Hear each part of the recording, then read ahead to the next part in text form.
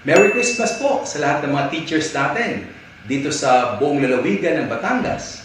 Alam niyo po, partner tayo. Partner to educate our children. However, partner to bring Jesus to everybody. Kung kaya't ako yung papasalamat po sa inyo sa pamamagitan ni Ma'am Mildred Malaluan na naging bahagi namin kayo sa programang Facebook. Kung kaya't po, itong ating pagdiriwang ng Pasko ay pagpapasalamat sa Diyos. Napakabuti ang Diyos. At napakabuti sa inyo sapagkat kayo ay biniyayaan ng Diyos na maging kabahagi.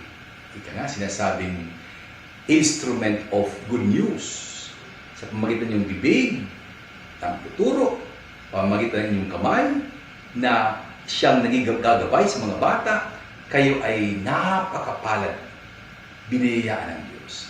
Merry Christmas po sa ating mga teachers sa buong lalawigan ng Batangas.